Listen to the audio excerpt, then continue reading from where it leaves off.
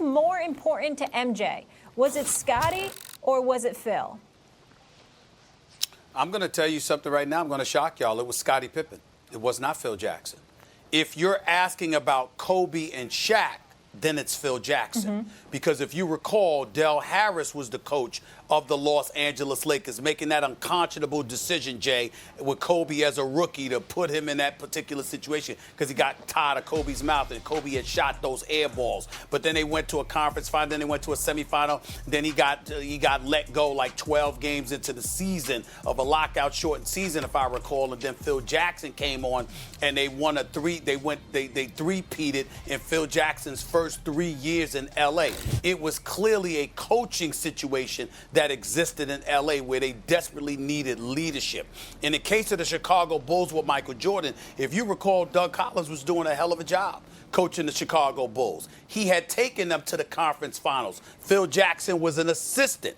Then he gets let go. Phil Jackson takes over, and once again, Phil Jackson takes them to the conference finals. So the first year there, he did the same thing Doug Collins had done as the coach in the previous year. Scottie Pippen with the migraine and all of this other stuff that had transpired. But ultimately, they went through that first year under Phil Jackson. And then after that, they won their first three-peat with Phil Jackson as their head coach. So to me, it was the elevation of Scottie Pippen. It was the fact that Scottie Pippen stopped, I don't want to say scared or whatever, but the bravado, the swag, the toughness. Because a lot of times the bad boy Pistons softened Scottie Pippen a little bit. It wasn't just the Jordan rules. They were all over Scottie Pippen because they questioned his heart at the time. You knew he had the ability, but there was something missing. But with Jordan, he ultimately elevated his level of toughness. He was a phenomenal defender, and Scottie Pippen's elevation is what elevated the Chicago Bulls to the champions that they were. Doug Collins, to me, that Scottie Pippen that was winning titles with Jordan, Doug Collins would have won the title if he would have coached at that particular moment in time, which is why Jordan had no problem with him being the Wizards coach once Jordan went to Washington. You might be right, Stephen A. They might have won with Doug Collins anyway because really they started winning when Scottie Pippen became a great player. That's when they started winning. But let's do this the other way. Let's look what happened when you took Jordan out of the equation, because here we have a good experiment. Phil Jackson with Scottie Pippen won 55 games, and only because of a bad call didn't get to at least the conference finals without Jordan. What would he have done without Pippen? Phil Jackson. You got to figure at least one series farther. It doesn't. If you lose on a bad call, you're at least getting one level farther. If not, you're winning the whole thing. Now, the other thing is, who do you replace them with? Okay, you're saying, well, if you take Phil Jackson away, you add Doug Collins, very good coach. Well, if you take Scottie Pippen away, who are you replacing him with? You got to replace him with a good player. So we're really talking about the premium that Pippen versus Phil Jackson give you over who's likely to replace them. And the bottom line is, I think you're right. They could win without Phil Jackson if they had Pippen and everyone. We don't know because he got them to play together and everything. But similarly, I think they would have won without Pippen, provided you replace him with the Doug Collins level for a coach player. I don't think you could say it was more Pippen than Phil. Stephen A. Smith, you know basketball. I can't believe you will go on TV and say that Scottie Pippen, managing egos is the biggest thing there is in this sport. Managing ego, Stephen A. Now, I know you gave Doug Collins some pats on the back, and that's good, but I didn't know that we're elevating when people get to the conference finals. Championships matter. Championships matter. So let me give you 3 points on why the answer is Phil Jackson, and it's easily Phil Jackson. Number one, in 1990-91, before they actually won their first championship, Doug Collins had Scottie Pippen playing at the forward position.